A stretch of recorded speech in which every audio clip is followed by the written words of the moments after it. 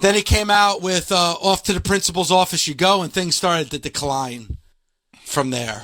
And then Young MC got old. Then you got Future Endeavor. Yeah, nobody wanted to see old MC. Take care, brush your hair. Best luck in your future endeavors. Are you guys ready to go out to the Busted Open Nation? Are you? You've been talking about it since 9 a.m. Tease. Let's go out to Matthew in Florida. Matthew, I know you wanted to talk about Tama Tonga. Yes, sir. Good morning, gentlemen. Thank you for taking my call. I wanted to touch on Bully's point earlier about holding who Tama Tonga is for a week or so. Something you have to remember is today's day and age, younger wrestling fans are able to consume so much more content than maybe us older fans could when we were younger, especially if they're on Twitter or X or whatever you call it.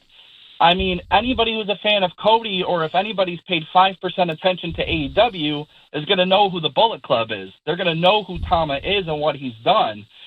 And not to mention when a dirt sheet gets a hold of something, so-and-so's coming to WWE, it's blown up everywhere.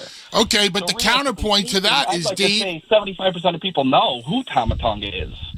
The counterpoint to that is this very specific story that Dave just brought up. He was at Dinosaur Barbecue in Harlem, and he met about 9 younger wrestling fans who had no idea that there were any other wrestling companies out there other than the WWE.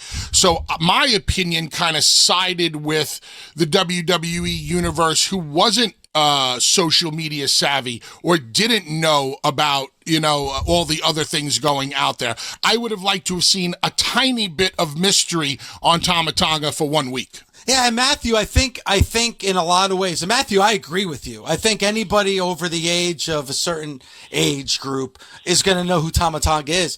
I think, Matthew, what we're seeing right now is a change in the dynamic of the wrestling fan. For a long time, we would talk about that wrestling was kind of aged out.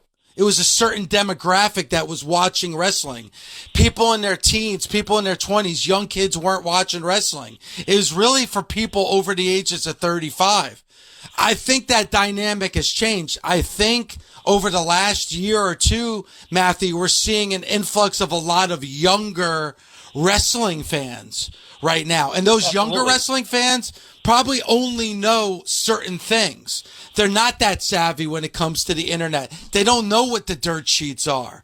So, I mean, I think there's what Bully said. Bully's not wrong, and we're not wrong. I just feel like, for me, it was just different as far as like the commentators being educated on what was going on. But Matthew, I do think there's a change in the age demographic when it comes to wrestling right now. I absolutely agree. Okay. Thanks for the phone call, Matthew. And listen, guys, that's not a bad thing. That's a good thing. Because we were talking about, I mean, Mark and Bully, 5 or 6 years ago, that the average wrestling fan was about 45 years old. I don't think that's the average viewer when it comes to pro wrestling right now. No, ain't no way. With all the young fans and, kids like my son Jacob, who they're on all of these different wrestling sites that didn't exist 3 years ago, nevertheless, 10 years ago. So all of this new wrestling communication, that's what brother was trying to say, Bully. He's trying to say that these kids today, they ingest wrestling faster than we do because they have more communication about it. Sure. And they watch it over and over. Jacob will come and say, Dad, did you see this clip? And then it'll be something that I didn't see, or something backstage, or something from I'm like, where did you get this? So they're consuming wrestling different and at a faster rate. And AEW and WWE has done a great job. Both companies, I think all companies, are using the social media platforms to further their wrestling agendas. It's just a different time. And YouTube's a big one. I think YouTube is a big reason for that.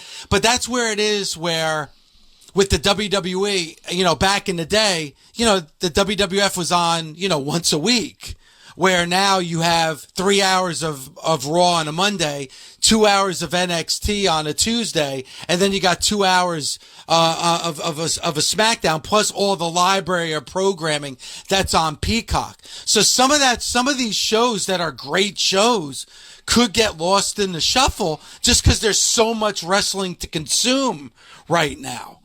That's a big part of it as well, Mark, is that probably right now in 2024, if you're a wrestling fan, there's so much wrestling, it's impossible to consume everything. You can't, you're going to have to honestly pick and choose what you're going to watch because you don't have that much time on your hands to watch absolutely everything right now.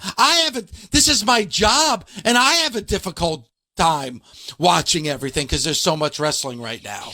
And it's hard. Yeah. I think with WWE being so huge right now, also with NXT, obviously AEW involved with Wednesday nights, and those are like the major heavy hitter shows. I think that's when shows like TNA or NWA, they start to fall off and they become a little obscure because even though people might want to watch them, you get burnt on all of the other big shows. And that's unfortunate because I'm guilty of it. There was a time I came on the air and I said NWA Power was my favorite show. I got to be honest, with everything that's been going on these last few weeks, it's been a while since I was able to catch up on NWA.